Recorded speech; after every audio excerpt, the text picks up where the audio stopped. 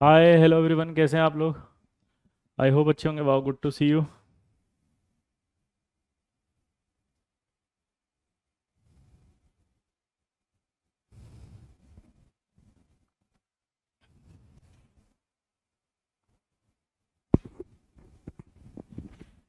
आवाज़ आ रही है भाई? पिछली क्लास में शायद अपन ने एल्यूमिनियम और गैलियम पढ़ लिया था, है ना?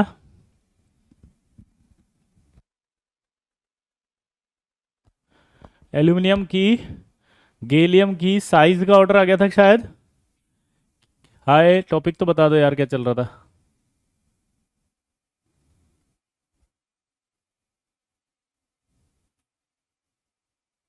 आप मेरे वॉलपेपर पे हो, ओ my god, thank you. Atomic radii चल रहा था या आयनाइजेशन एनर्जी चल रहा था? सर मज़ा आ जाता है आपसे पढ़ के, ओ my god, thank you. Order of size चल रहा था। एटॉमिक रेडियाई का ट्रेंड हो गया था, डी ब्लॉक वाला हो गया था। हैं? यानी पूरा खत्म हो गया फिर तो डी ब्लॉक वाला तो अलोंग द पीरियड हो गया था। डी ब्लॉक कर रहे थे तो D block along the period के बाद आएगा D block along the group down the group, है ना?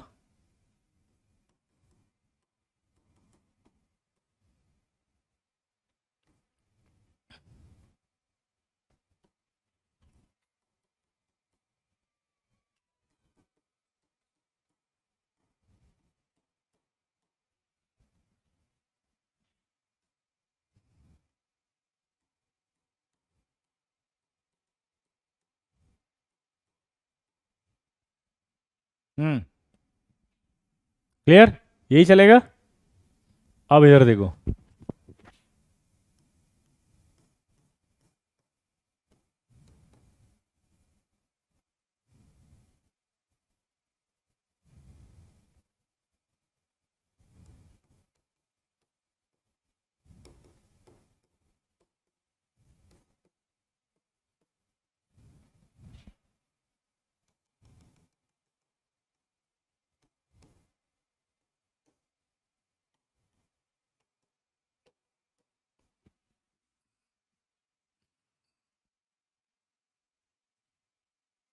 यही होगा। इसको कहते हैं हम फर्स्ट ट्रांजिशन सीरीज, या Z effect, sorry, first transition series या थ्री डी सीरीज।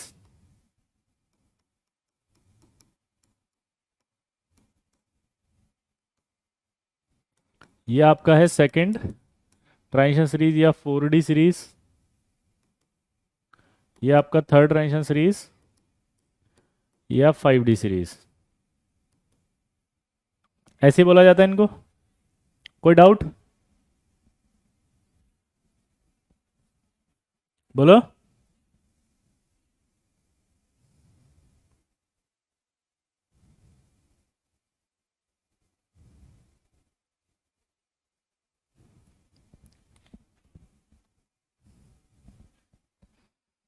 कोई डाउट?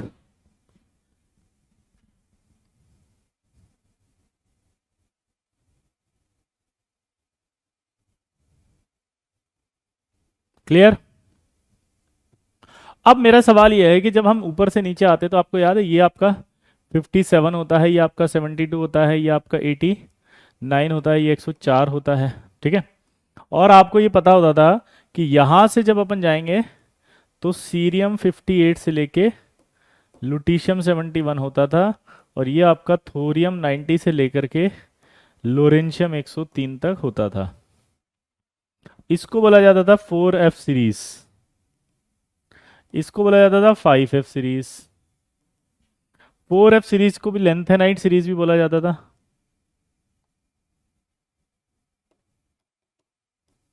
और इसको आपका 5F यानी कि एक्टिनाइट सीरीज भी बोला जाता था।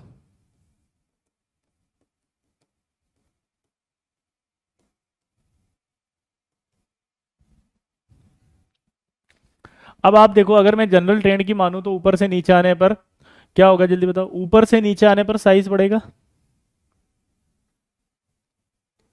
तो अगर आपसे पूछे रेडियाई बताओ, तो आप बोलोगे नीचे आने पर साइज बढ़ेगा।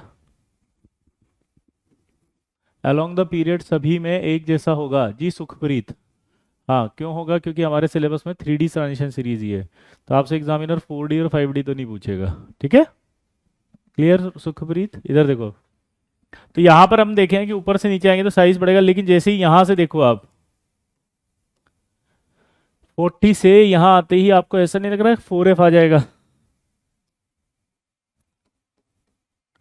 अगर यहाँ पर आप देखोगे कि 4F आ गया तो आपको पता है 4F में 14 इलेक्ट्रॉन जाएंगे तो न्यूक्लियस में 14 प्रोटॉन जाएंगे। न्यूक्लियस में 14 प्रोटॉन जाएंगे तो उसका अट्रैक्शन बढ़ेगा। अगर अट्रैक्शन बढ़ेगा तो F की शील्डिंग पावर कम होती है, हाँ या ना? वो सीधा आउटर शेल पर जाएगा। आउटर शेल 6s को खींचना शुरू करेगा, नहीं करेगा ये? अगर ये खींचना शुरू करेगा तो साइज छोटा होगा कि नहीं होगा? अगर ये खींचना शुरू करेगा तो साइज छोटा होने लग जाएगा। तो इसका मतलब क्या निकला, बोलो? इसका मतलब ये निकला कि ये साइज छोटा हो जाएगा, हाँ या ना? तो लेंथेनाइड कॉन्ट्रैक्शन की वजह से जब आप ऊपर से नीचे आने लगोगे तो साइज क्या होने लग जाएगा, छोटा।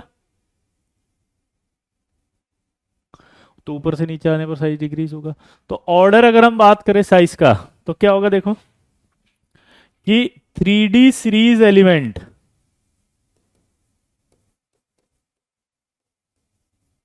ज्यादा होंगे किससे, 4D सीरीज एलिमेंट से। लेकिन 4D सीरीज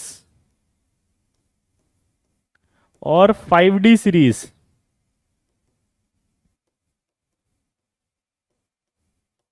हम्म 3D series element, 4D series element और 5D सीरीज में ये आपके क्या होंगे, ऑलमोस्ट साइज में बराबर होंगे। यानी कि अगर मैं आपसे ये वाले देखो,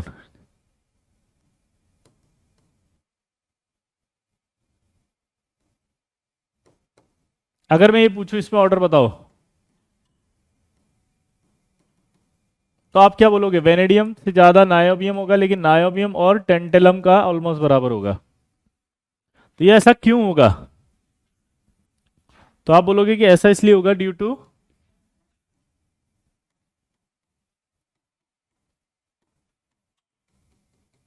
poor shielding effect of 4F subshell या lanthanide contraction. Due to poor shielding effect of 4F subshell या लेंथेनाइड कॉन्ट्रैक्शन। तो ये साइज में जो वेरिएशन आया उसका रीजन आप क्या दोगे, लेंथेनाइड कॉन्ट्रैक्शन, जिसकी वजह से साइज छोटा हो गया। ये बहुत इंपॉर्टेंट कॉन्सेप्ट है, हर बार आएगा भाई। थैंक यू वैभव, जल्दी नोट करो। Thank you very much. जल्दी से नोट करो।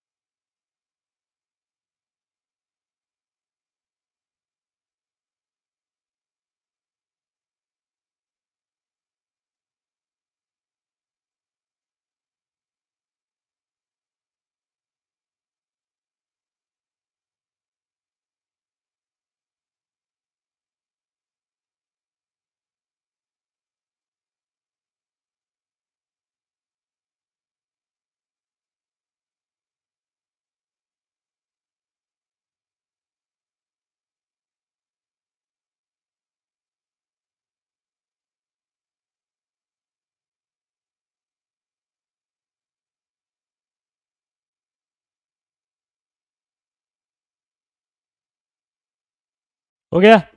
लिखा भाई? नोट हो गया।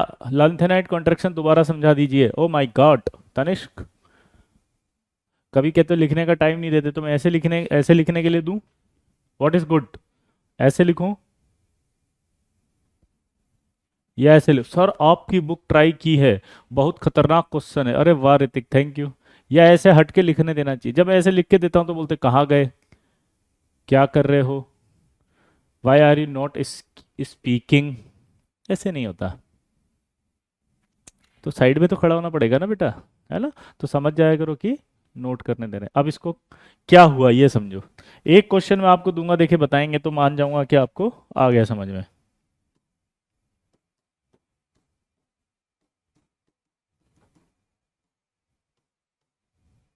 ऑर्डर ऑफ साइज देखो।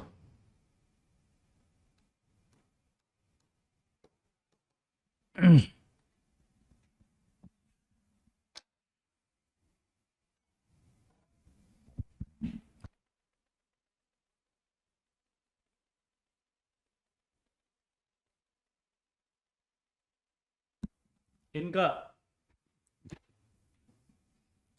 आपके रिव्यू दे दिया बुक का, अरे वाह थैंक यू। चलो इनका साइज बताओ।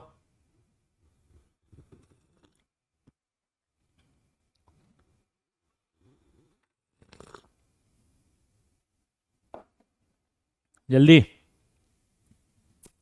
जिन बच्चों ने ये कर दिया, विजय सर सही पढ़ कर गई बुगाती। आपकी बुक को 5 स्टार दे दिए। Oh my god thank you Mridul. बाकी किसी से नहीं दिया? आज का होमवर्क था, आप गए? आप क्या खा रहे हो? मैं तो कुछ नहीं खा रहा, लेकिन आप मेरा दिमाग खा रहे हो, ऐसा लग रहा है ना? अरे जब कुछ नहीं खा रहे तो कहाँ बड़बड़ कर रहा है? बुड़बा का। चलो बताओ आंसर। यस। अब देखिए इसका आंसर देख के सौगडवा हो जाएंगे। यही आईटी है। ई कोनो चेंज नहीं हुआ लल्ला। ए मेरे लल्ला, मचा देंगे हल्ला। ए मेरे लल्ला, मचा देंगे हल्ला। देख कोनो चेंज नहीं हुआ है। सही जवाब ऐसा का ऐसा ही है। आप में से कोई बताएगा, जो आंसर सही पाएगा वही आईटी में जाएगा। ऐसा क्यों हुआ सोच के बताओ। सर मेरा सही था, आपने देखा ही नहीं। Oh, hi Deepika, how are you? Wow good to see you, my mistake, I apologise, sorry. अब आप बताओ। आपकी बुक को 7 स्टार दे दिया मैंने अनुराग, थैंक यू। जी जी बिल्कुल बिल्कुल शुभम, बिल्कुल शुभम। अब यहाँ चेंज क्यों नहीं हुआ? बोलो यहाँ चेंज क्यों नहीं हुआ? लेंथेनाइट कॉन्ट्रैक्शन तो आना चाहिए था यहाँ।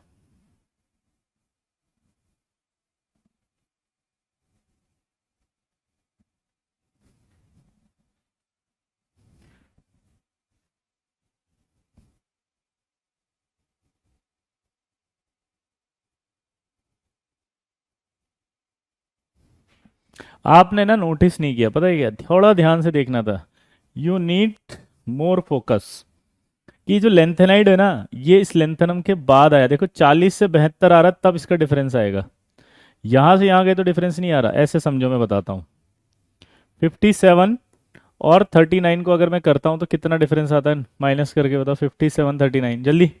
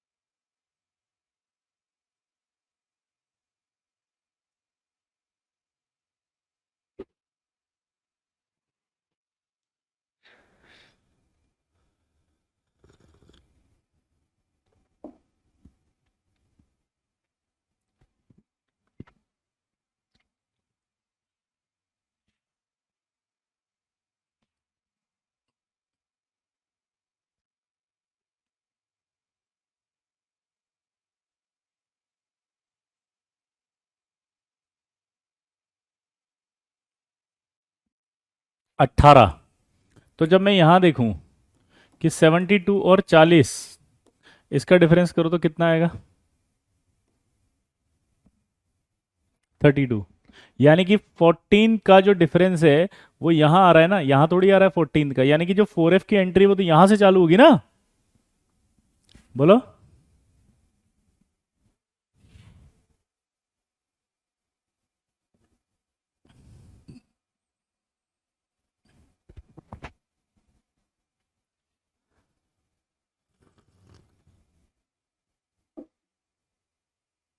आया ना? बोलो। तो दिमाग की बत्ती जल रही है? नहीं आया? क्यों? भाई यहां से यहां गए तो 18, यानी यहां कोई चेंज नहीं आ रहा 4F की वजह से, लेकिन यहां से आ रहे हैं तो 4F की वजह से चेंज आ रहा है, तभी तो 18 की जगह 32 का डिफरेंस आया। तो 32 का डिफरेंस यहां से चालू होगा। तो जो लेंथेनाइड कॉन्ट्रेक्शन है वो यहां से स्टार्ट होता है, इनमें नहीं लग रहा होता, इसलिए इनका जो ऑर्डर है वो शेल वाइज चलता है। इनका जो ऑर्डर है वो शेल वाइज चलता है।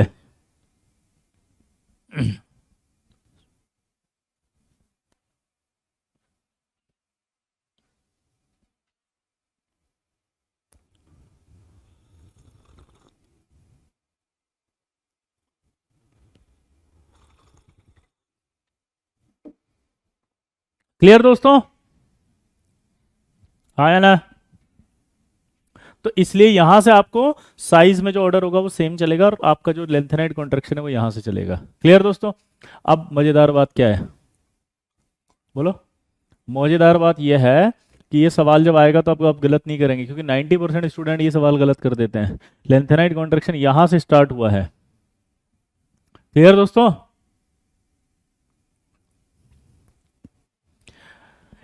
बेटा आप जो कह रहे हो ना, क्या नाम है इसका, कि यहां से यहां तक 32 है, हमने यहां से यहां की बात नहीं की है, हमने तो साइज इनमें देखा था, इनमें वेरिएशन क्यों नहीं आया?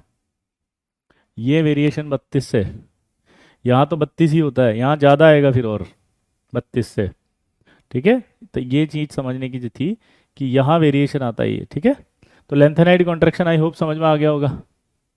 अब गलत तो नहीं करोगे? Crystal clear? तो लेंथेनाइड कॉन्ट्रैक्शन सिर्फ 4F की वजह से आता है। अब आपसे 4 सवाल पूछा उसने। पहला, लार्जेस्ट साइज ऑफ केटाइन। सोचो अब, कौन सा ऐसा होगा जिसका size large size of cation होगा?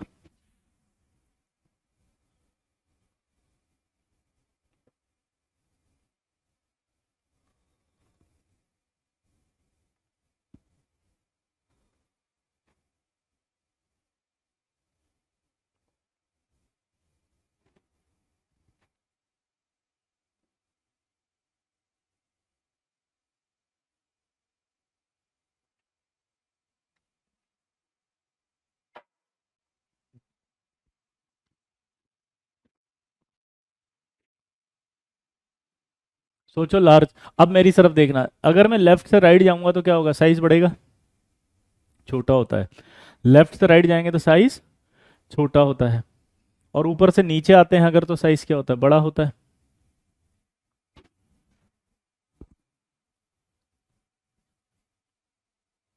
लेफ्ट से राइट जाएंगे तो साइज क्या होगा? छोटा। ऊपर से नीचे आएंगे तो बड़ा होगा। तो भाई एक ही तो बचा, सीजियम। क्योंकि ऊपर से नीचे आएंगे तो साइज बढ़ेगा, तो सीजियम कैटायन। अब आपको एक डाउट आएगा, सर फ्रांशियम क्यों नहीं है? रेडियो एक्टिव होता है इसलिए छोड़ देते हैं। एक डाउट आएगा आपको, फ्रांशियम भी तो होता, रेडियो एक्टिव है इसलिए छोड़ दिया। अब लार्जेस्ट के बाद अगला आएगा smallest size of cation. Smallest size of cation क्या होगा बताओ? बोल दिया ना समर्थ। आपका डाउट मैंने पहले ही ले लिया, इतने क्वेश्चन मार्क करोगे तो क्या इस तरह से लगेगा कि you are not a serious student. आपके लिए टीचर के मन में एक नेगेटिविटी आ जाती है फिर इस तरह से, कि यार ये बच्चे तो है ना टाइम पास के लिए आते हैं। बताओ। स्मॉलेस्ट साइज ऑफ कैटायन, छोटा साइज। अरे स्मॉलेस्ट साइज में तो एक ही होता है दुनिया में बेचारा, H+।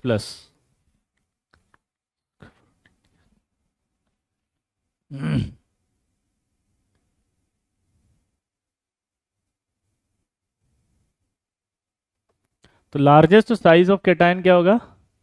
Caesium+. Smallest size of cation क्या होगा? H+।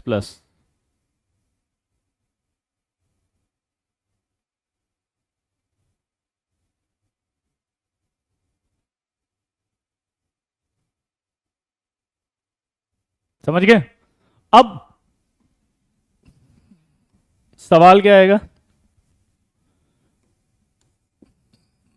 Largest size of monoatomic anion.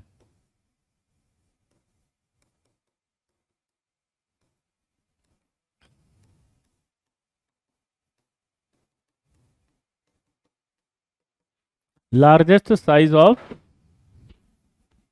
Monoatomic anion.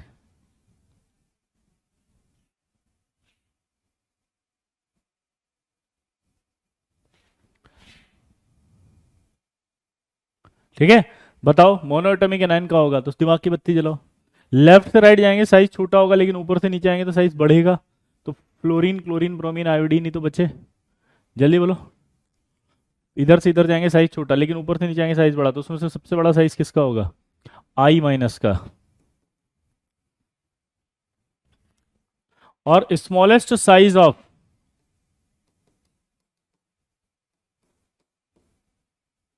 Anion कौन होगा बताओ? वही monoatomic anion.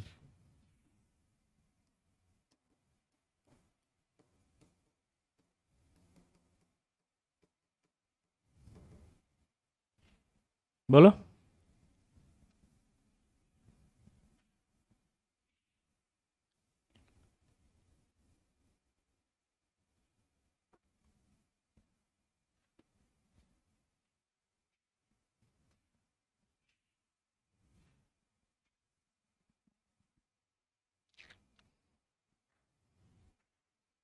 Largest smallest size of monoatomic anion.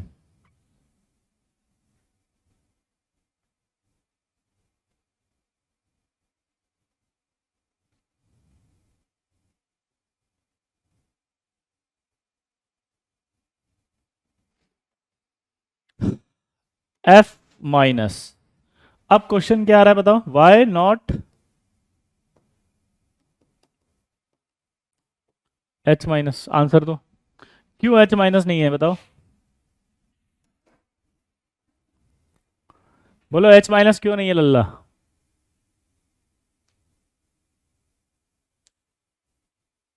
किसी को भी मिक्स करके पूछिए, पीरियोडिक टेबल चल रही है लल्ला। यार ये सुखप्रीत, पूरे पीरियोडिक टेबल की बात हो रही है, तुसी ओए ओए मिक्स क्या होता है? पीरियोडिक टेबल में चल रहा है लल्ला।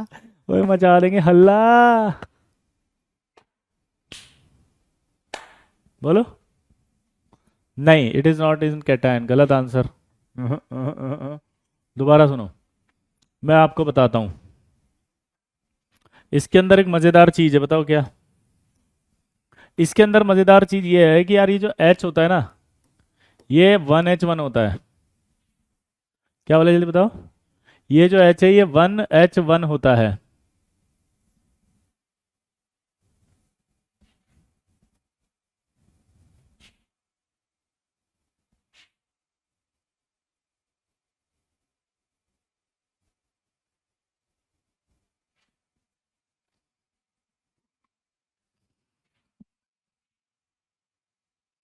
अब आपने इसको H माइनस बना दिया, तो H माइनस बनाते इसमें दो इलेक्ट्रॉन हो गए। ये दो इलेक्ट्रॉन हो गए, प्रोटॉन एक हो गया। तो आपको पता है, मैंने आपको सिखाया था कि जब दो प्रोटॉन हो गए इसमें, तो ये दो प्रोटॉन, सॉरी दो इलेक्ट्रॉन हो गए और एक आपका क्या है? प्रोटॉन।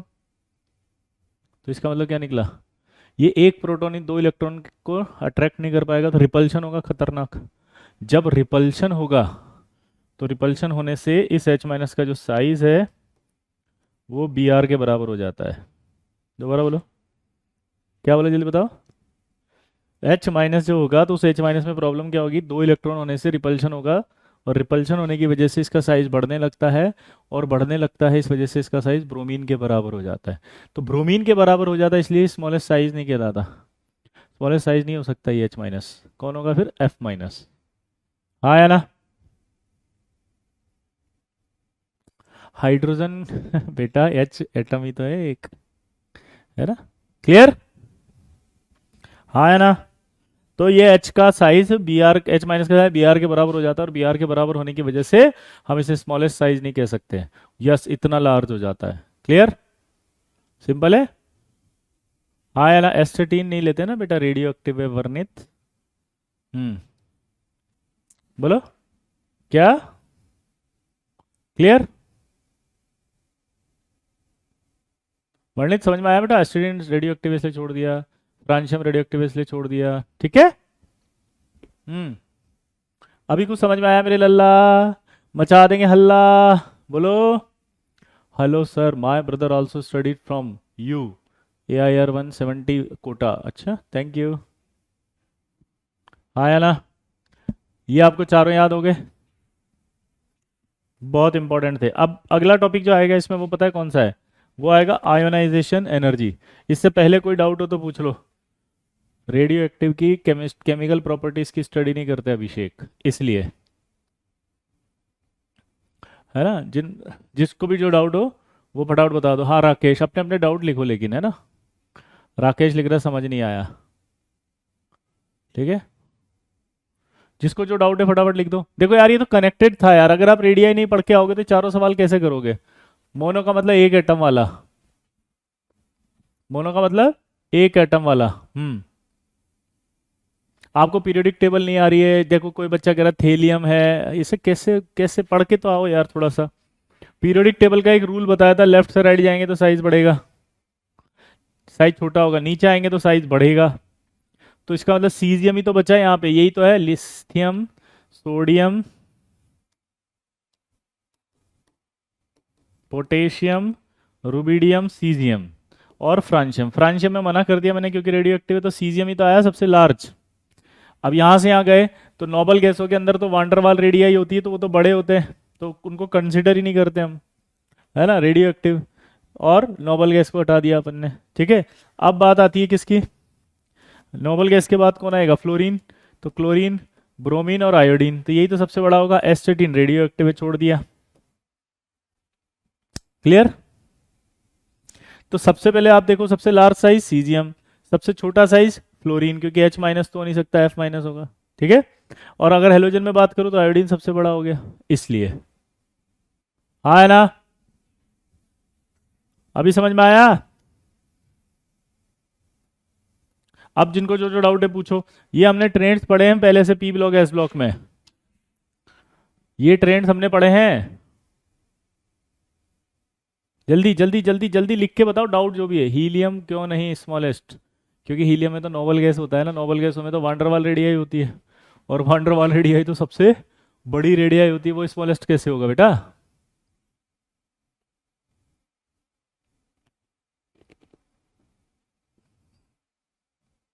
क्लियर? जल्दी बोलो यार। सिंपल है। अब तो याद हो गया, आई होप आ गया होगा। चलिए आगे बढ़ते हैं दोस्तों। एस्टेटीन बताया ना आपको रेडियो एक्टिव है।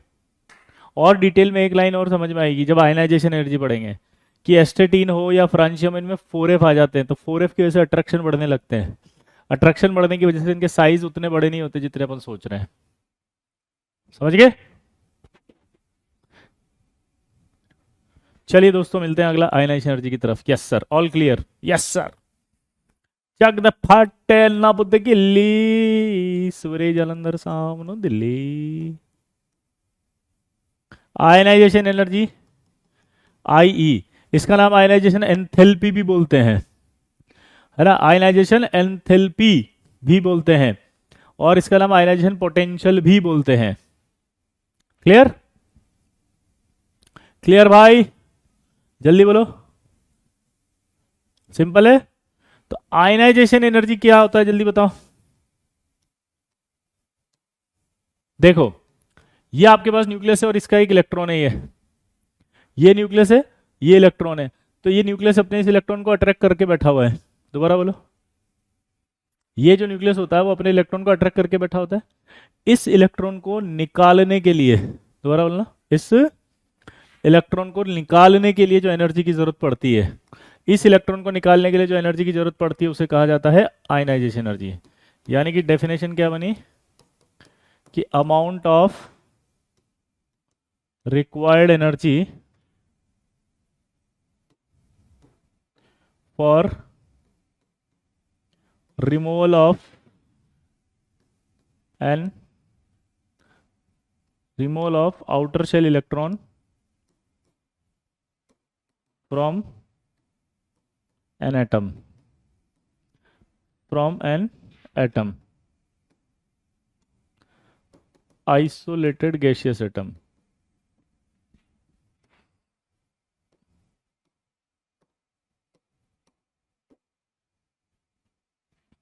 Amount of required energy for removal of outer shell electron from an isolated gaseous atom.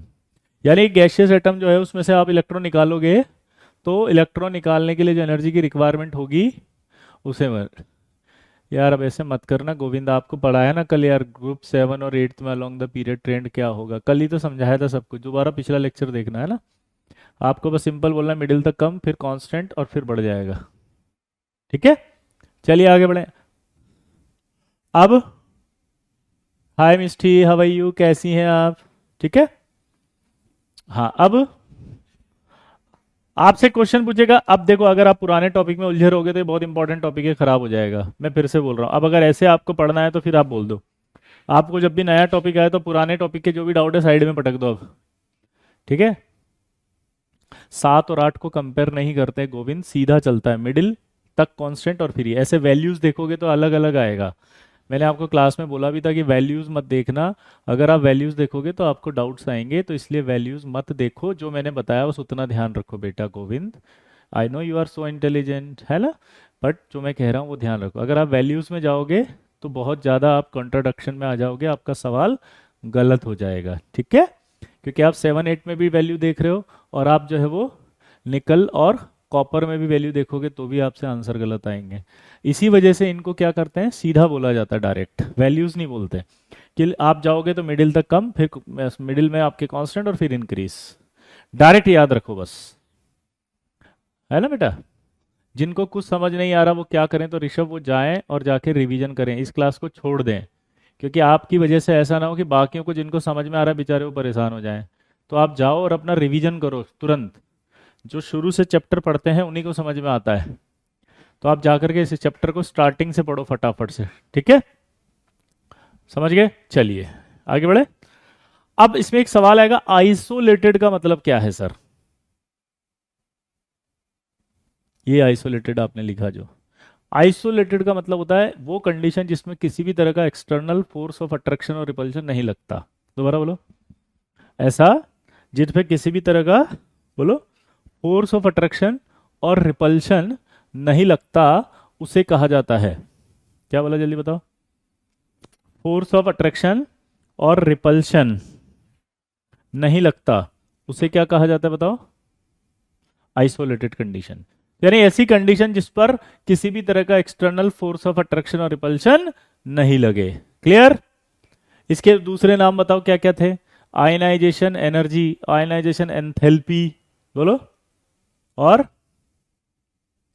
Ionization potential. ठीक है, अब मेरे से बोलेगा कि क्या ये आयनाइजेशन एनर्जी है, तो आप बताओ।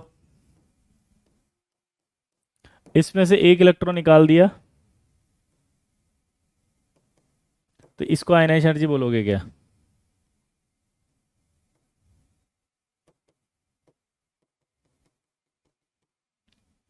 बोलो, इसमें से एक इलेक्ट्रॉन निकाल दिया तो इसे आयनाइजेशन एनर्जी बोलेंगे क्या?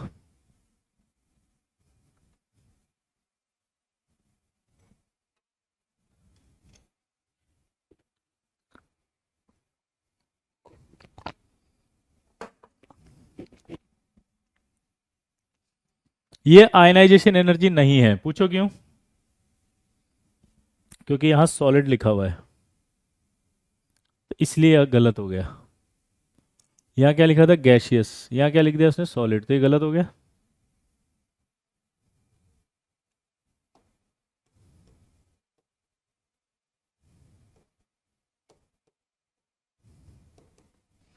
यहां से जब गैस निकालेंगे तब जाकर के एक ये बनेगा गैशियस कैटायन, और इसको कहा जाएगा आयनाइजेशन एनर्जी।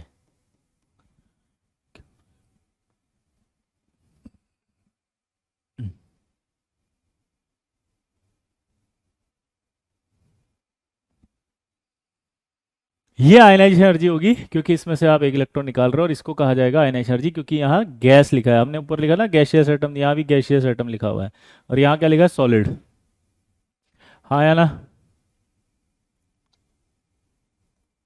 अभी समझ में आ गया?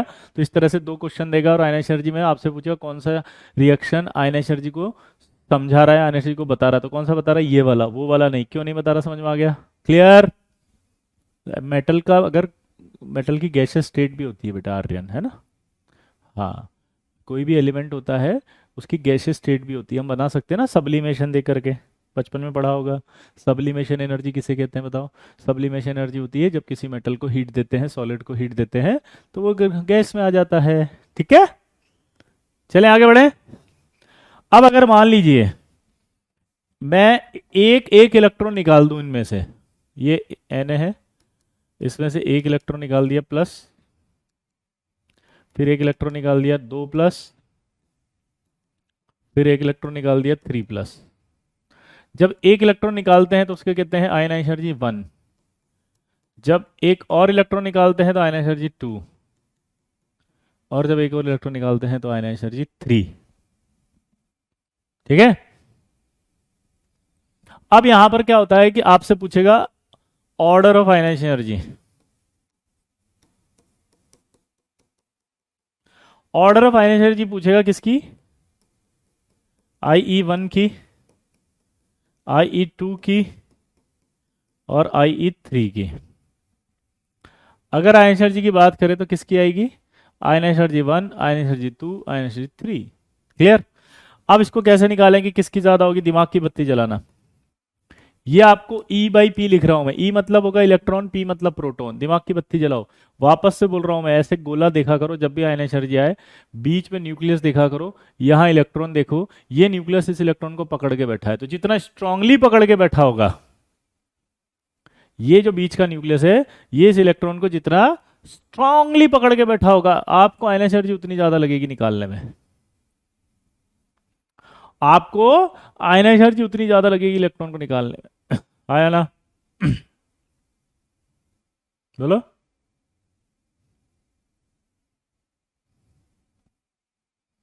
अब दिमाग की बत्ती जलाओ। अगर मैं सोडियम की बात करता हूं तो 11/11 आएगा, मतलब 11 प्रोटॉन 11 इलेक्ट्रॉन को खींच रहे होंगे। हाँ या ना? यहां अगर अपन देखें तो 10 प्रोटॉन होंगे, सॉरी 10 इलेक्ट्रॉन 11 को। यहां अगर आप देखोगे तो 9 इलेक्ट्रॉन होंगे और 11 प्रोटॉन होंगे। दिमाग की बत्ती जलाओ। ये 11 प्रोटॉन है जो 11 इलेक्ट्रॉन को खींच रहे हैं। ये 11 प्रोटॉन है जो 10 को खींच रहे हैं। ये 11 प्रोटॉन है जो 9 को खींच रहे हैं। हाँ या ना?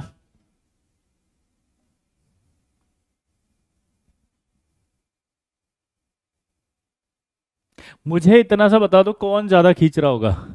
ऐसा नहीं लग रहा ये 11 इसको अपनी ओर खींच रहे होंगे? ऐसा नहीं लग रहा ये 11 10 को खींच रहे? ऐसा नहीं लग रहा 11 11 को खींच रहे? कौन अट्रैक्शन ज्यादा लेके बैठा है? ये 11 प्रोटॉन 9 इलेक्ट्रॉन को अपनी ओर ज्यादा खींच रहे हैं। दोबारा बोलो। ये 11 प्रोटॉन है, ये 9 को अपनी ओर खींच रहे हैं।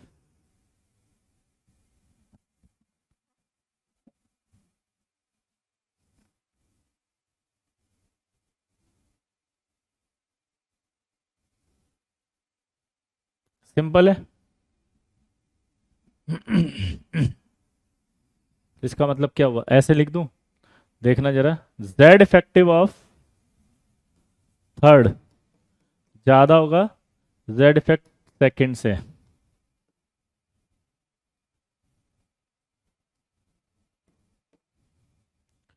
और जेड इफेक्टिव फर्स्ट से।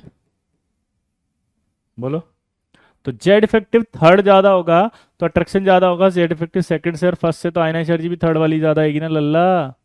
हाँ या ना? बोलो। तो थर्ड वाली आयन एनर्जी सबसे ज्यादा आएगी। अब इस तरह की आयन एनर्जी जिसमें एक एक करके इलेक्ट्रॉन आप निकाल रहे हो एक ही एलिमेंट्स में से, उसे कहा जाता है सक्सेसिव आयनाइजेशन एनर्जी। तो सक्सेसिव आयनाइजेशन एनर्जी ऑलवेज ज्यादा होगी उधर वाली। सक्सेसिव आयनाइजेशन एनर्जी क्या होगी बताओ? ऑलवेज ज्यादा होगी। हाँ या ना? हाय सुप्रीतम, लिखा बेटा? Hi Sonakshi, oh my god, wow, good to see you. Hi Sonakshi. Cheese. ठीक है। हाँ या ना?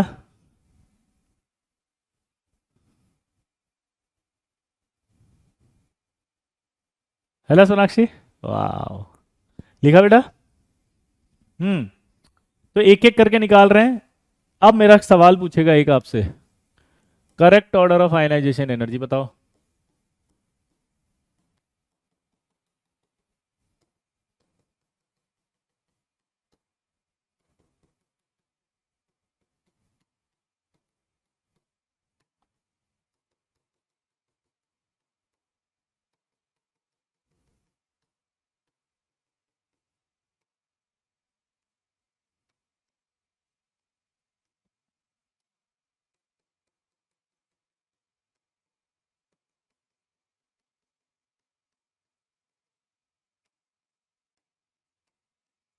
लल्ला मचाओगे हल्ला, बताओ।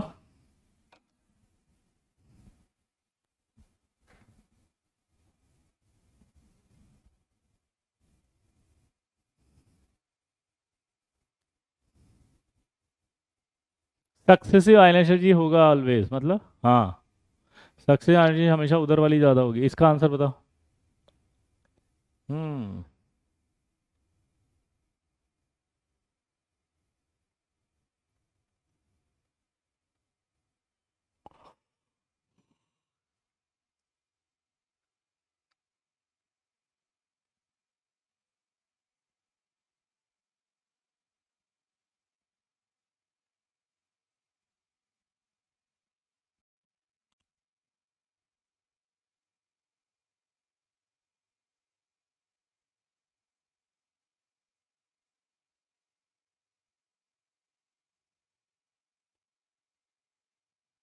आंसर आएगा सेकंड, क्योंकि अगर ये टू रखेंगे तो ये टू माइनस वन यानी वन हो जाएगी, और सक्सेसिव आयनाइजेशन जी आपको पता है हमेशा एन ज्यादा होगी एन माइनस वन से। ठीक है, तो टू आ जाएगा। आया ना? अगला देखो, यूनिट। यूनिट अगर हम बात करें तो इसकी यूनिट होती है इलेक्ट्रॉन वोल्ट पर एटम। तो इलेक्ट्रॉन वोल्ट पर एटम जो होती है उसको किलो जूल में देखते हैं 96.4 इलेक्ट्रॉन वोल्ट पर एटम, और ये होती है 23.1 किलो कैलोरी पर मोल।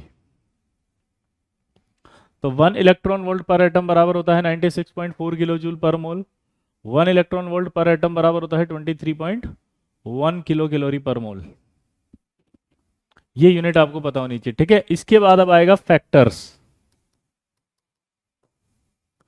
Affecting ionization energy. कौन कौन से फैक्टर हैं जो आयनाइजेशन एनर्जी को अफेक्ट करेगा? ठीक है, मैं फिर से बोलूंगा, आयनाइजेशन एनर्जी जब भी देख रहा है आपको ऐसे देखना है कि ये न्यूक्लियस इसको खींच रहा है, ये न्यूक्लियस इसको खींच रहा है। दिमाग की बत्ती जली? आपको इसको इलेक्ट्रॉन को खींचने के लिए जो एनर्जी चाहिए वो आयनाइजेशन एनर्जी है। तो पहला अगर मुझे बताओ कि अगर मान लीजिए जेड बढ़ जाए तो आयनाइजेशन एनर्जी क्या होगा? सोचो आप, अगर प्रोटॉन बढ़ रहे हैं तो आयनाइजेशन एनर्जी क्या होगा? जल्दी बताओ, सोचो।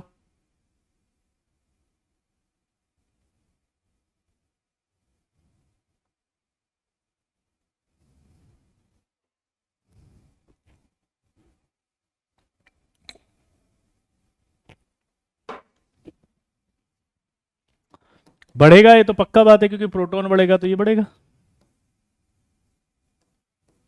जेड इफेक्ट बढ़ेगा तो वो भी बढ़ेगा आयनाइजेशन एनर्जी में।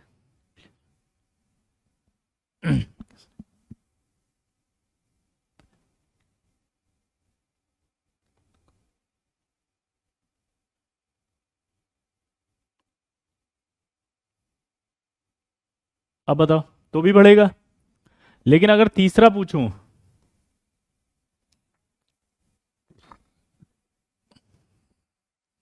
साइज अगर बढ़ेगा,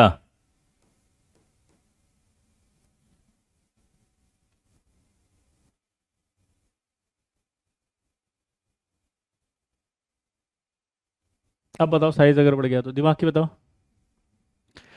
23.1 के बाद किलो कैलोरी पर मोल लिखा हुआ है, किलो कैलोरी पर मोल। अगर साइज बढ़ा दिया आपने तो इस न्यूक्लियस का अपने इलेक्ट्रॉन पर अट्रैक्शन घट जाएगा।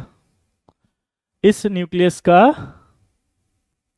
इस इलेक्ट्रॉन पर अट्रैक्शन घटेगा। अट्रैक्शन अगर घटेगा तो सोचो क्या होगा, इसको आसानी से निकाल लोगे। आसानी से निकाल लोगे तो क्या होगा, आयनाइज एनर्जी घट जाएगा। चौथा,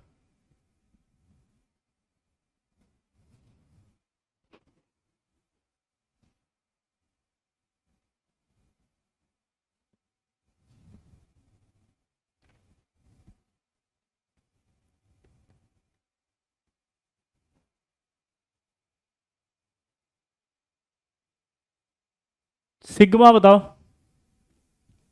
आपको याद है सिग्मा मतलब क्या होता था, स्लेटर कांस्टेंट। Slater constant. अब बताओ बेटा, स्लेटर कांस्टेंट अगर ज्यादा हो तो क्या होगा, बोलो।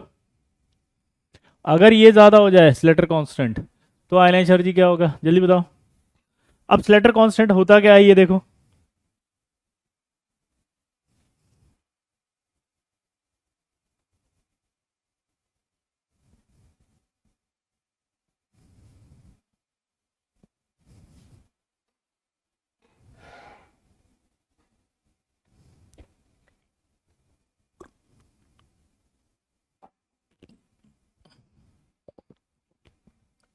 जिन बच्चों को स्लेटर कांस्टेंट के बारे में आइडिया नहीं है, मैं उनको एक बार आइडिया दे दूं। देखो, ये न्यूक्लियस और ये इलेक्ट्रॉन है, और ये इलेक्ट्रॉन है। ये अंदर वाला जो इलेक्ट्रॉन है वो बाहर वाले इलेक्ट्रॉन को धक्का देता है। ये इलेक्ट्रॉन इसको धक्का देगा तो दूर चला जाएगा, दूर चला जाएगा तो न्यूक्लियस का अट्रैक्शन कम हो जाएगा। यानी बाहर से निकालना आसान है इसको, बाहर से निकालना आसान है उसको। तो इसका लाइन एनर्जी क्या होगा, घटेगा। कोई डाउट किसी को, ये चारों केस समझ में आए। क्लास नोट से लिखें विनय, क्लास नोट से। क्या ये चारों के चारों आपको समझ में आए भाई, फैक्टर्स। कौन कौन से फैक्टर है जो आयनाइजेशन एनर्जी को अफेक्ट कर रहे हैं, क्लियर हो गया। ओ मेरे लल्ला, मचा देंगे हल्ला, हर एक गली मोहल्ला, बोलो रे लल्ला। एन मतलब शेल, अनिमेश। शेल, शेल होता है, और कैपिटल एन नहीं है, वो स्मॉल एन है अनिमेश, स्मॉल एन। ठीक है। सब आपका बर्थडे कब होता है, ओह माय गॉड, 21 नवंबर को। हम्म। आपका बर्थडे कब होता है, 21 नवंबर को होता है लल्ला। एनसीईआरटी पढ़े या नोट्स, नोट्स पढ़ें पहले फिर एनसीईआरटी पढ़े, जल्दी हो जाएगा। क्या बोला मैंने, नोट्स पढ़ें फिर जल्दी हो जाएगा। Sir can you please the Slater constant in one line. Yes, अंदर वाले इलेक्ट्रॉन बाहर वाले इलेक्ट्रॉन को रिपल करते हैं, जिससे न्यूक्लियस से वो दूर हो जाते हैं। तो न्यूक्लियस से दूर हो गए तो अट्रैक्शन कम हो गया न्यूक्लियस का, तो कोई भी इलेक्ट्रॉन को आसानी से निकाल लेगा। तो इसका मतलब आयन एनर्जी कम हो जाएगी। ठीक है। जिन बच्चों को नहीं पता वो जनरल केमिस्ट्री पढ़ें, इसीलिए आपको पढ़ाई गई थी। जनरल केमिस्ट्री का टाइम नहीं हो तो कम से कम उसमें से एक टॉपिक जेड इफेक्टिव पढ़कर आ जाए जल्दी से। पक्का, पक्का। नहीं नहीं ऋतिक, नहीं नहीं नहीं। अब पांचवा जो फैक्टर आएगा इसमें, वो आएगा half filled full field.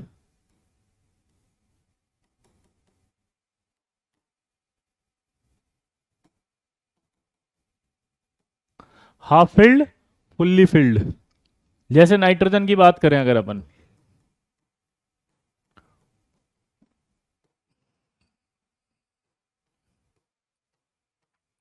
Nitrogen की अगर हम बात करते हैं तो नाइट्रोजन में ये तीन अनपेड इलेक्ट्रॉन दिखाई दे रहे हैं, इसे कहते हैं हाफ फिल्ड। क्योंकि आप पी में, ये करा दिया बेटा सुप्रीतम हमने, ये जेड इफेक्टिव करा दिया है जनरल केमिस्ट्री में। हाँ, ठीक है, जनरल केमिस्ट्री में करा दिया सुप्रीतम, आप लेट हो इसलिए, है ना। अगर हम आंखें बंद करके चलें और हमें पत्थर नहीं दिखे, इसका मतलब ये नहीं है कि दुनिया में पत्थर किसी को नहीं दिख रहा। आपको आंखें बंद है इसलिए आपको नहीं दिख रहा, मतलब समझे। आपने नहीं पढ़ा इसका मतलब ये नहीं कि किसी ने नहीं पढ़ा और सर ने नहीं पढ़ाया, सर ने पढ़ा दिया है ना। जनरल केमिस्ट्री के अंदर ये सब पहले पढ़ाया था, तभी जाकर के हमने आगे टॉपिक को स्टार्ट किया था। तब हंस रहे थे ये, तब मुझे कहते थे when will start new chapter, when will start periodic table, why are you teaching this such kind of topics, where is in NCERT these topics, there is no topic in NCERT, why are you teaching us. अब समझ में आया, why are you teaching us, इसीलिए पढ़ाया। समझ में आया? अब पता है दूसरा डाउट, सर ये कब खत्म होगा, सर ये चैप्टर और कितने दिन चलेगा, सर अगला वाला चैप्टर कब खत्म होगा? अबे आईआईटी आज ही दे ले तू, फिर 2 साल के लिए काहे को कर दिया? हम्म। अब इधर देखो, हाफ फील्ड जो होता है ना, वो ज्यादा स्टेबल होता है पार्शल फील्ड से। हाफ फील्ड जो होता है वो ज्यादा स्टेबल होता है पार्शल फील्ड से। ये पार्शल फील्ड है देखो। पार्शल फील्ड में क्या होता है कि ये 4 भरे हुए हैं इसमें, जबकि 6 भर सकते हैं पी में मैक्सिमम। बोलो, पी में मैक्सिमम कितने इलेक्ट्रॉन भर सकते हैं? 6।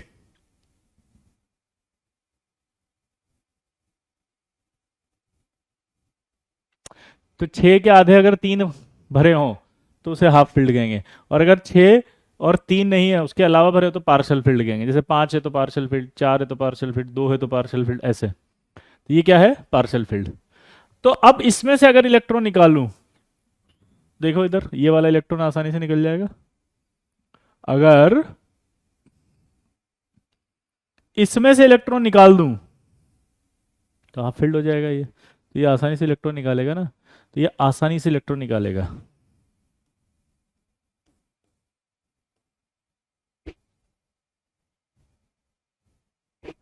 ये आसानी से इलेक्ट्रॉन निकालेगा, तो इसका एनर्जी कम हो जाएगा, इसका एनर्जी ज्यादा होगा। ठीक है, हाफ फील्ड। अब नाइट्रोजन का अगर होगा तो नाइट्रोजन के नीचे फास्फोरस आता है, ये सल्फर आता है, तो फास्फोरस का ज्यादा होगा। आर्सेनिक आता है और सेलेनियम, तो ये इसी का ज्यादा होगा। तो ये हाफ फील्ड का क्वेश्चन लिखो फटाफट, बहुत इंपॉर्टेंट है। पक्का?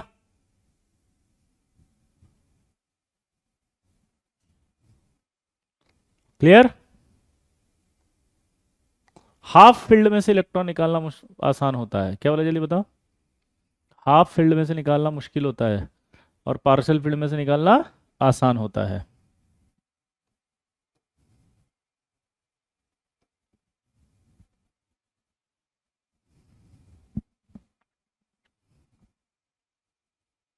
क्लियर? अब सोचो अगर मान लो यहाँ पे नियोन आ गया, अब तो नियोन का तो फुल्ली फील्ड है।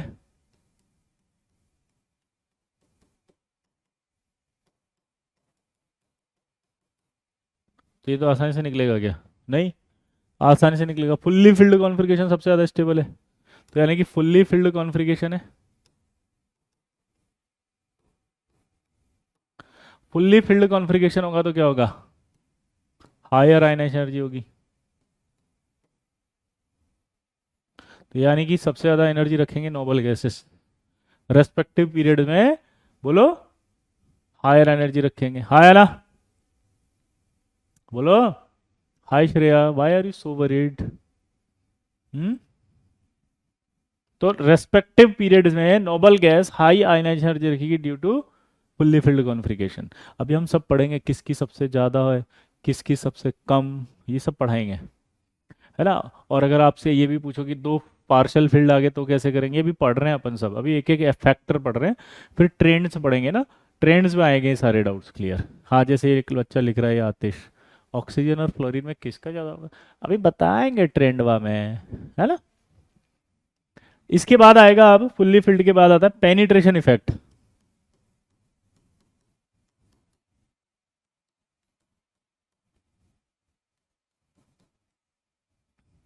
पेनिट्रेशन इफेक्ट का मतलब होता है क्लोजनेस टुवर्ड्स न्यूक्लियस।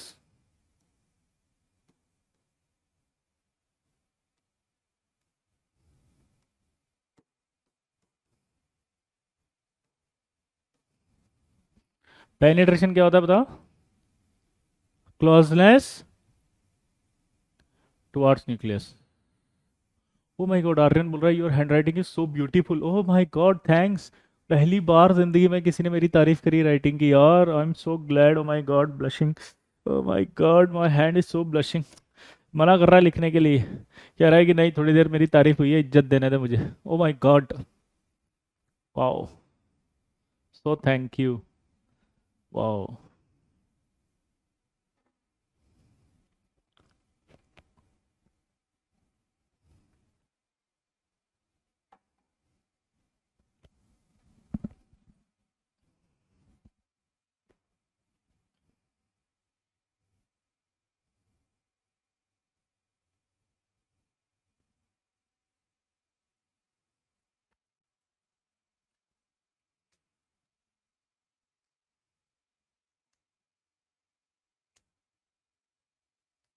आगे बढ़े।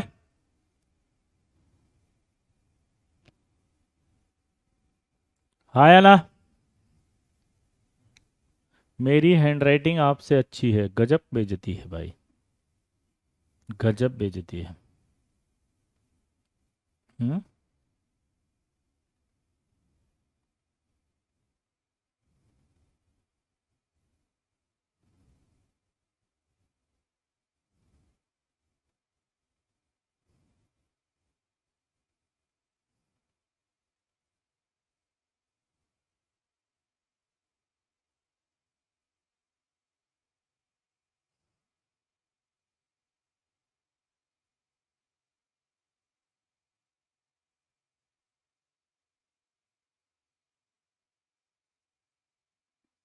हो गया। वाह, थैंक यू। तो क्लोजनेस टुवर्ड्स द न्यूक्लियस का मतलब समझो कि सबसे ज्यादा पास। क्या बोला मैंने, बताओ।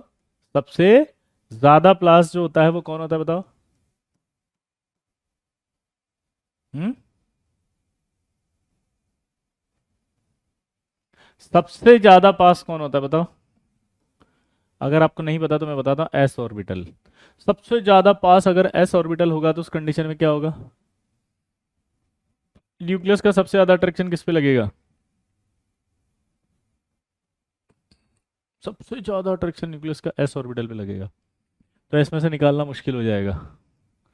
तो अगर हम बेरिलियम की बात करें तो 1s2 2s2 होता है इसमें। और बोरॉन की बात करें तो 1s2 2s2 2p1 होता है। तो अगर आप ध्यान से देखो तो बेरिलियम की बात करो तो क्या होगा? 1s2 2s2 होगा। बोरॉन की बात करो तो 1s2 है, 2s2 है, 2p1 होगा।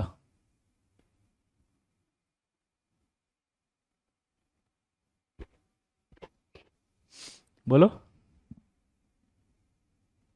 बेरिलियम 1s2 2s2 होगा। बोरोन 1s2 2s2 2p1 होगा। अब दिमाग की बत्ती जलाओ। बेरिलियम का आयनाइज एनर्जी ज्यादा है या बोरोन का?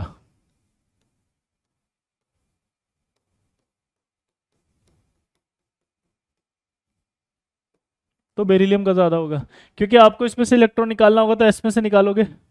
एस न्यूक्लियस के पास होगा, न्यूक्लियस का अट्रैक्शन ज्यादा लगेगा, तो इलेक्ट्रॉन को निकालने के लिए एनर्जी ज्यादा देनी पड़ेगी। यहां देखो, अगर आप यहां निकालते हो तो क्या होगा? बोलो।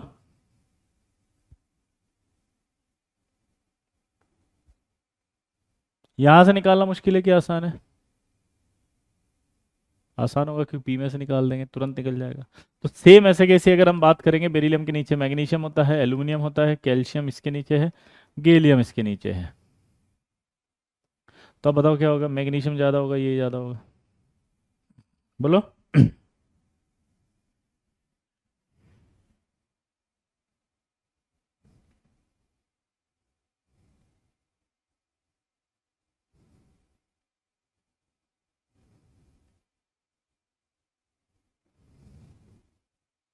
क्लियर?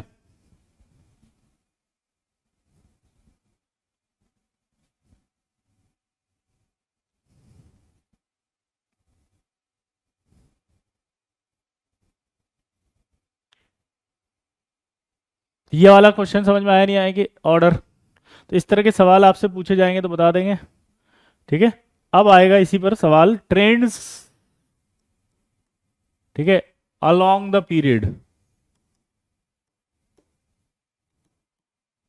अलोंग द पीरियड की बात कर रहे हैं हम कि भैया, श्रेया बेटा सब कह रहे हैं ऑनलाइन से नहीं होता, लेकिन आपको सेलेक्ट करके दिखाना है ना, सबकी जबान को बंद आप ही करेंगी। वैसे इतने सारे बच्चे हैं अभी तक हमने निकाले हैं आईटी में, सबका सिलेक्शन तो हुआ ही है ना। हुआ कि नहीं हुआ, बताओ। तो इसका लाभ आपका भी होगा अगर आप पढ़ेंगे तो। हम्म। ट्रेंड्स अलोंग द पीरियड की बात करो। अब पीरियड में ये होते हैं, जैसे लिथियम आता है, बेरिलियम, फिर बोरोन, फिर कार्बन, फिर नाइट्रोजन, फिर ऑक्सीजन, फ्लोरीन और फिर नियोन। आप इनमें ऑर्डर बताओ जल्दी से, चलो। आयनाइजेशन एनर्जी का ऑर्डर बताना है आपको, जल्दी बताओ। हाँ, ट्राई करो।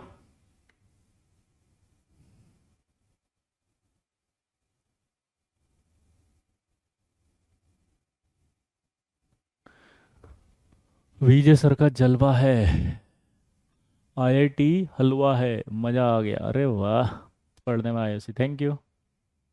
सर हमें ऑफलाइन से अच्छा ऑनलाइन लगता है, नो डिस्ट्रक्शन, अरे गया, ये बात ज़बरदस्त कही तेने यार। हाँ, वैसे एक बात है, ऑफलाइन में अपन जब बैठते हैं तो टीचर की जगह अपन कहीं और भी आंखें जाने लगती है आगे की सीट में, बहुत दिक्कतें होती है कई बार, चाह के भी कंट्रोल नहीं होता, आंखें घूम ही जाती है।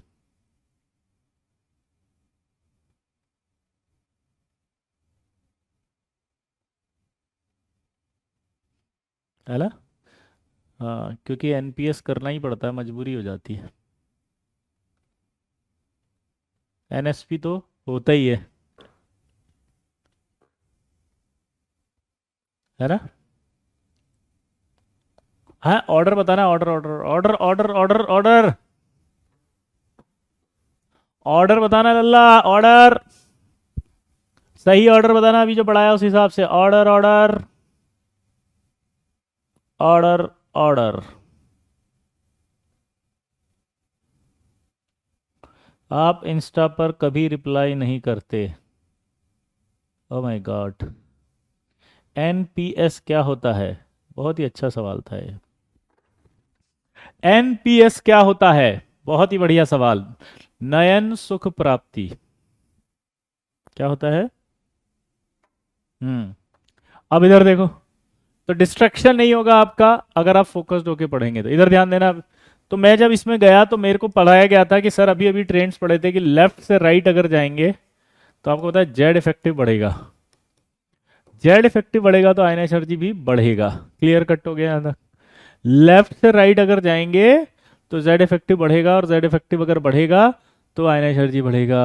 आया ना? बस तो मजा आ गया। यहां से यहाँ गए तो बढ़ गया, लेकिन जब बेरिलियम बोरोन में कंपेयर किया तो अभी थोड़ी देर पहले पढ़ा था कि बेरिलियम में ज़्यादा हो जाएगा बोरोन से। क्यों हो जाएगा? क्योंकि बेरिलियम जो है क्लोजनेस टुवर्ड्स न्यूक्लियस। फिर कार्बन और इसमें तो ज़्यादा होगा, ये ज़्यादा होगा, लेकिन जब इन दोनों में आए तो इनमें एक लॉजिक लगा, याद बात कर कौन सा था? एन और ओ में एन का ज़्यादा होगा, हाफ फील्ड ज़्यादा हो जाता है। क्या हो जाता है? Half field. लेकिन फिर इधर आए तो क्या हुआ? ये ज़्यादा और ये ज़्यादा।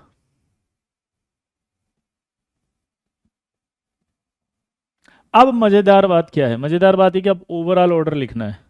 तो ओवरऑल ऑर्डर आएगा फिर लिथियम, फिर आएगा बोरोन, फिर है बेरिलियम, फिर कार्बन, फिर ऑक्सीजन, फिर नाइट्रोजन, फिर फ्लोरीन और फिर नियॉन। और नियॉन बहुत ज़्यादा होगा due to fully filled configuration.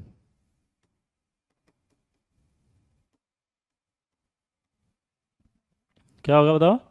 Neon सबसे ज़्यादा होगा due to fully filled configuration. Neon सबसे ज़्यादा होगा, बताओ क्यों? Due to fully filled configuration. ये ऑर्डर आ गया, अब इनमें चेंज क्यों आया बस ये बता देना कोई पूछे तो। तो आज के बाद आपको एक समझ में आया कि जैसे ये पेनिट्रेशन इफेक्ट था, क्लोजनेस टुवर्ड्स न्यूक्लियस, इसने अपनी आयनाइसर्जी ज्यादा करी सिर्फ बोरोन से, यानी कि एक सक्सेसिव एलिमेंट को डोमिनेट करता है ये। क्या बोला बताओ मैंने? ये एक सक्सेसिव एलिमेंट को डोमिनेट करेगा। इसी तरह ही नाइट्रोजन जो है वो ऑक्सीजन से ज्यादा होगा, यानी कि एक सक्सेसिव एलिमेंट को डोमिनेट करेगा। दोबारा बोलो, किसको? एक सक्सेसिव एलिमेंट को। सक्सेसिव एलिमेंट मतलब समझते हैं? एक ज्यादा बस, एक सक्सेसिव एलिमेंट को डोमिनेट करेगा, सिर्फ एक सक्सेसिव।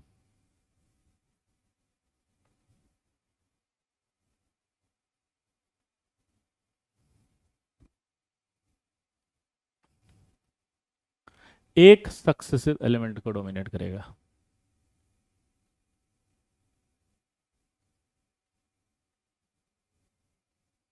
आया ना? कुछ भी याद नहीं करना विक्की, ये सब अपने आप याद हो जाते हैं, आप पढ़ते रहते हैं तो, है ना? लेकिन आप अगर अभी से टेंशन ऐसे लोगे तो कैसे काम चलेगा बताओ, है? जेई क्यों लिया आपने? अभी तो चालू ही नहीं हुआ जेई, 11वीं कक्षा, अभी तो 12वीं भी आएगी। आप अभी भी चेंज कर सकते हो। You can change your subject if you want Vicky please. हाँ अभी टाइम है आपके पास, ये तो 11th, अभी तो वही नहीं, अभी तो 12th है, फिर उसके बाद रिवीजन आएगा, फिर उसके बाद प्रैक्टिस है, टेस्ट सीरीज है, ऐसे बहुत सारा पढ़ना है अभी तो लल्ला।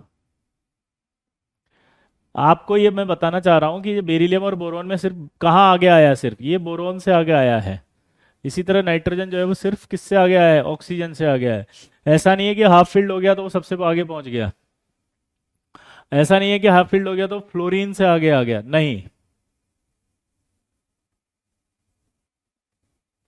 समझ गए? अब इसी के नीचे अगर मैं सोडियम वाली बात करूं तो बताओ। सोडियम, फिर बोरोन के नीचे कौन आएगा, aluminium, magnesium, silicon, sulphur, phosphorus, chlorine और नियॉन के नीचे है आर्गन। अब बताओ।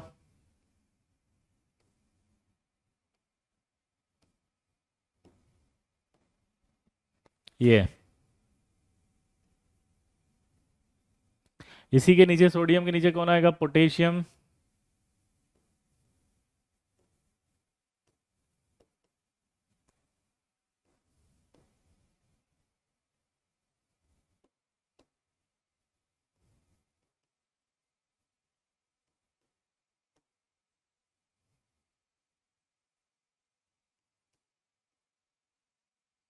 अब बताओ।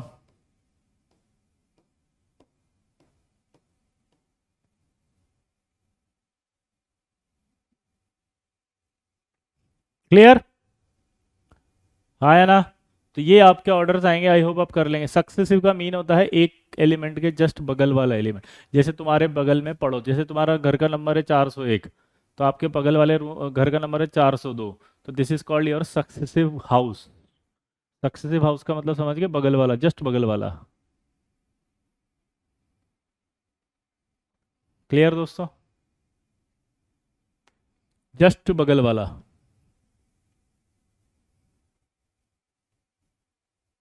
जस्ट बगल वाला।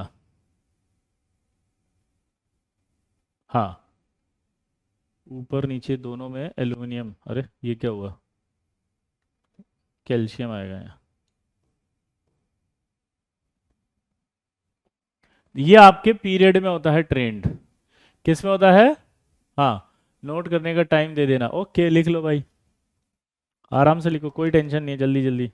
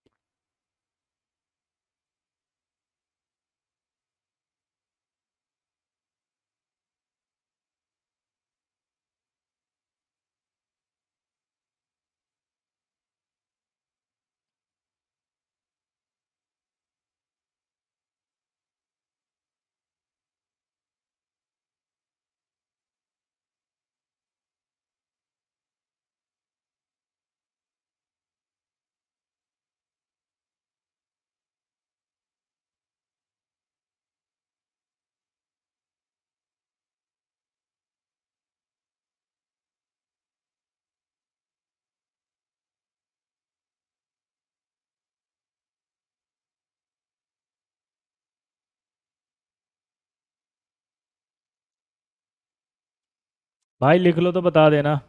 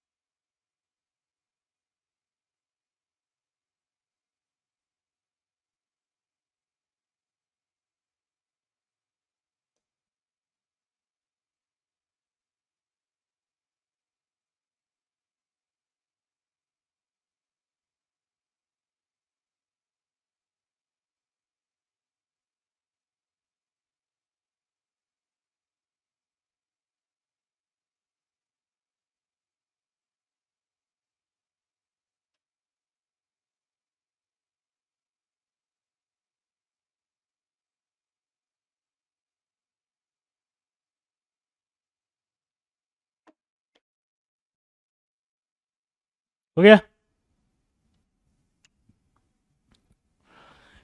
अब आपके पास आएगा डाउन द ग्रुप।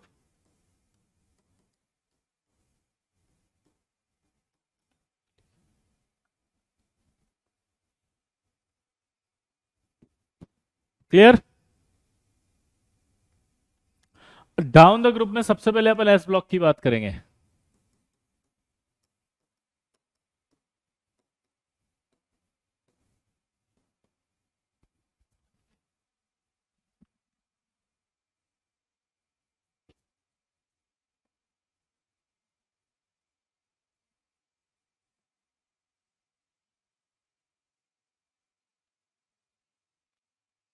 अब यहां फ्रांशियम भी आएगा। फ्रांशियम का एटॉमिक नंबर है 87। अगर मैं डाउन द ग्रुप की बात करता हूं तो आपको पता है डाउन द ग्रुप क्या होगा। डाउन द ग्रुप जाएंगे तो साइज बढ़ेगा। डाउन द ग्रुप साइज बढ़ेगा और आयनाइज एनर्जी घटेगा। तो इस हिसाब से क्या होगा, lithium, sodium, potassium, rubidium, caesium और फ्रांशियम।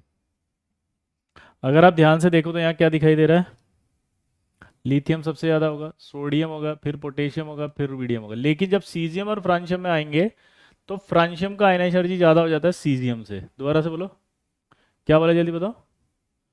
सीजियम और फ्रांशियम में फ्रांशियम का आयनाइजेशन एनर्जी ज़्यादा हो जाता है दल्ला। क्या हुआ जल्दी बताओ। Lithium, sodium, potassium, rubidium, caesium, francium इसका ज़्यादा हो जाता है। यानी कि जो ऑर्डर बनेगा एक्चुअली वो क्या होगा,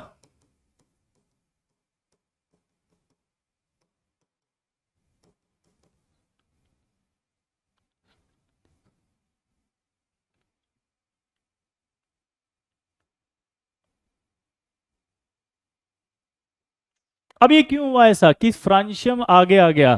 तो देखो जब फ्रांशियम का आप एटॉमिक नंबर देखोगे 81 तो इसका 4f आ जाएगा इसमें, 6s1।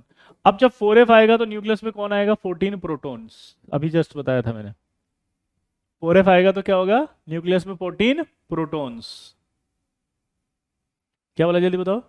अगर 4f आएगा तो न्यूक्लियस में क्या आ जाएगा, 14 प्रोटॉन्स। अगर न्यूक्लियस में 14 प्रोटॉन्स आ गया तो सोचो क्या होगा, न्यूक्लियस का अट्रैक्शन बढ़ेगा, उसे एफ रोक नहीं पाएगा। अगर उसे कोई रोक नहीं पाएगा तो क्या होगा, अट्रैक्शन बाहर की तरफ जाएगा। अट्रैक्शन अगर बाहर की तरफ जाएगा तो इसको खींचेगा नहीं खींचेगा, इस इलेक्ट्रॉन को अगर खींचेगा वो, तो इस इलेक्ट्रॉन को खींच लिया इसने, अगर इस इलेक्ट्रॉन को खींच लिया तो इसके इलेक्ट्रॉन को निकालना मुश्किल हो जाएगा। मुश्किल हो जाएगा इसलिए फ्रांशियम जो है उसका आयनाइजेशन एनर्जी थोड़ा सा बढ़ जाएगा सीजियम से।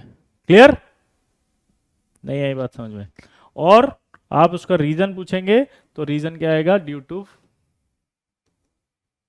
Poor shielding effect of 4f subshell.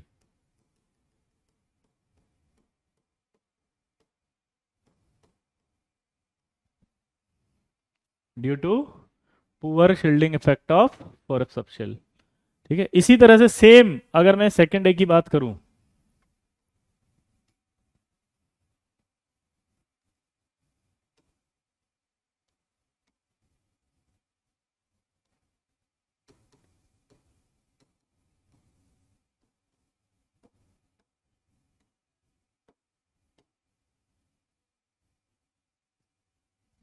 Beryllium, magnesium, calcium, स्ट्रांशियम, barium और रेडियम। अगर मैं ध्यान से देखूं तो वही वाली बात आएगी नीचे बस सेम। लेकिन जब आयनाइज एनर्जी का ऑर्डर लिख लूंगा तो देखो क्या होगा, beryllium, magnesium, calcium, strontium, barium और रेडियम। जब आप ऑर्डर रखेंगे तो नीचे आने पर आयनाइज एनर्जी तो घटेगी लेकिन इनकी बढ़ जाएगी। यानी कि जो ओवरऑल ऑर्डर आएगा वो कैसा आएगा, beryllium, magnesium, calcium, strontium, radium और बेरियम, ऐसा आएगा। हाँ बेटा, फ्रांशियम रिपीट ही कर रहे हैं ओजस्वी, इसके थ्रू वो एक ही है, दोनों एक ही लॉजिक से हैं। ये रेडियम आगे क्यों आया, क्योंकि रेडियम में एटॉमिक नंबर है 88। 88 का मतलब 4f आएगा। 4f आएगा तो 4f का अट्रैक्शन देखो ध्यान से समझो, 4 है। अभी तो लेंथेनाइड कॉन्ट्रैक्शन पढ़ा था अपन ने, अभी जस्ट लेंथेनाइड कॉन्ट्रैक्शन पढ़ा था। ओजस्वी, हाय ओजस्वी, वाओ कैसी है आप बेटा, आई होप अच्छी होंगे। Good to see you again. ठीक है, देखो मैं रिपीट कर रहा हूँ। 4f जब आता है तो 14 प्रोटॉन न्यूक्लियस में बढ़ा देता है। जब 14 प्रोटॉन न्यूक्लियस में बढ़ जाते हैं तो उसका अट्रैक्शन बाहर जाता है आउटर शेल की तरफ। प्रॉब्लम यह है कि 4f की शील्डिंग पावर कम होती है। शील्डिंग पावर कम होने का मतलब है न्यूक्लियर चार्ज को रोकने की पावर। तो 4f की शील्डिंग पावर कम होती है, यानी कि बोलो, जल्दी बोलो,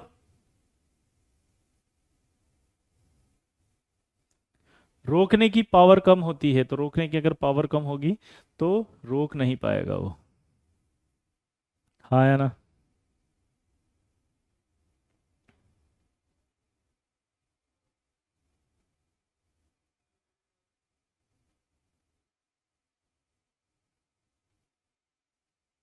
बोलो, रोक नहीं पाएगा वो। और अगर वो रोक नहीं पाएगा तो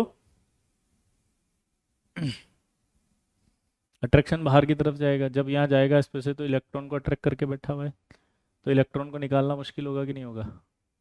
इलेक्ट्रॉन को निकालना मुश्किल होता है, इसलिए आयन एनर्जी बढ़ जाती है उसकी थोड़ी सी। न्यूक्लियर चार्ज होता है न्यूक्लियस का अट्रैक्शन।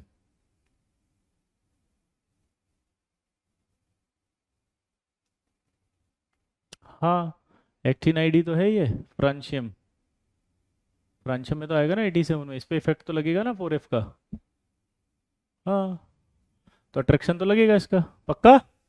तो आयन एनर्जी बढ़ जाए। बहुत ही इंपॉर्टेंट क्वेश्चन है भाई, ये जरूर आता है एडवांस में कि सीजियम और फ्रांशियम में किसका आयन एनर्जी ज्यादा होता है। बहुत ही एडवांस लेवल का क्वेश्चन है, कोई नहीं बताएगा आपको, सब छोड़ देंगे इस सवाल को। लेकिन आपको करना है आज के बाद। प्रॉमिस करो, प्रॉमिस करो, प्रॉमिस करो, पक्का पक्का प्रॉमिस, अच्छा अच्छा प्रॉमिस, सच्चा सच्चा प्रॉमिस करो। बोलो, पक्का पक्का प्रॉमिस, अच्छा अच्छा प्रॉमिस। रेडियो एक्टिव होता है दिशिका। जिन भी एलिमेंट्स के ऊपर ऐसे स्टार बना देते हैं उन इस एलिमेंट्स को रेडियो एक्टिव एलिमेंट कहते हैं। अब रेडियो एक्टिव एलिमेंट क्या होता है? जो एलिमेंट का न्यूक्लियस बार बार इमिट करता रहता है एनर्जी को। ठीक है, न्यूक्लियस जो है वो रेडिएशन इमिट करता है। अगर वो रेडिएशन इमिट करता है तो वो कहलाता है रेडियो एक्टिव। क्या होता है बेटा? रिमिट करता है तो वो क्या कहलाता है? Radio active. हाँ है ना?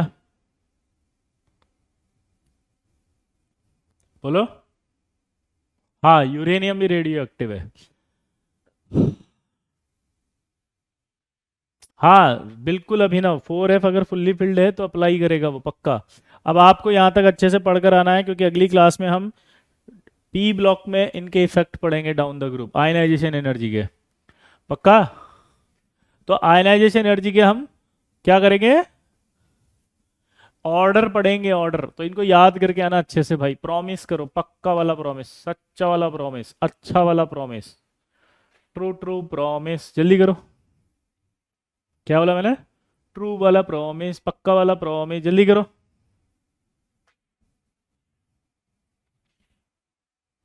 इतनी जल्दी क्लास खत्म? अबे 9 बज रही है।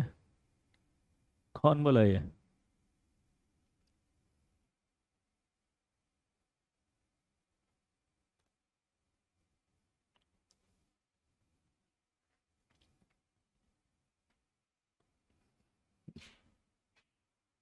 हम्म, प्रॉमिस है, याद करके आएंगे। गॉड वाला प्रॉमिस, ईमानदारी वाला प्रॉमिस, ट्रू वाला प्रॉमिस। देखो यार, मैं इसलिए अगला टॉपिक स्टार्ट नहीं कर सकता क्योंकि अगला बहुत हैवी टॉपिक है, बोरोन और उसका, याद है जब साइज पढ़ा था? तो यहाँ एनर्जी एनर्जी में उसका और इफेक्ट आएगा, अच्छा वाला बड़ा इफेक्ट। अब फिर उसके बाद हम करेंगे उसके सवाल। जो सवाल आईटी में आते हैं, बढ़िया बढ़िया सवाल, क्वेश्चन प्रैक्टिस मस्त वाली। ठीक है ना? Ionization energy is a very very good topic.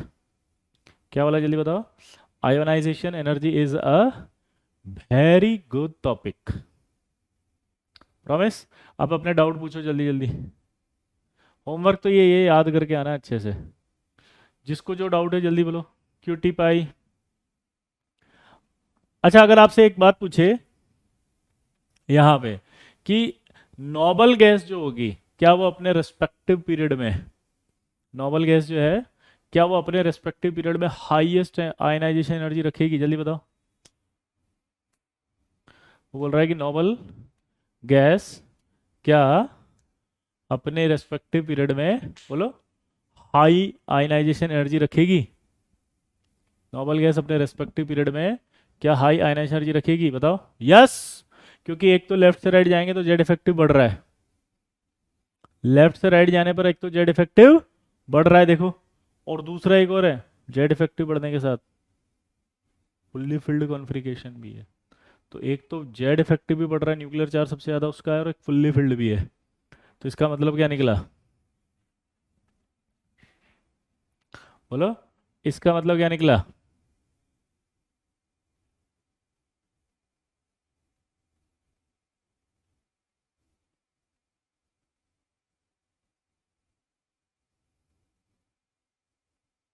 बोलो, इसका मतलब ये निकला भाई साहब,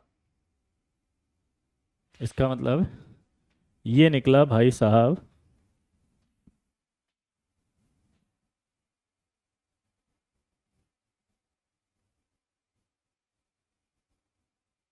कि भाई साहब सबसे ज़्यादा होगा। प्रॉमिस। चलिए भाई, मिलते हैं नेक्स्ट क्लास में। कोई डाउट भी नहीं पूछ रहा है, सबको समझ में आ गया, बहुत अच्छा पढ़ाते हो आप, very good, thank you very much भाई, चलते हैं, bye bye bye bye bye.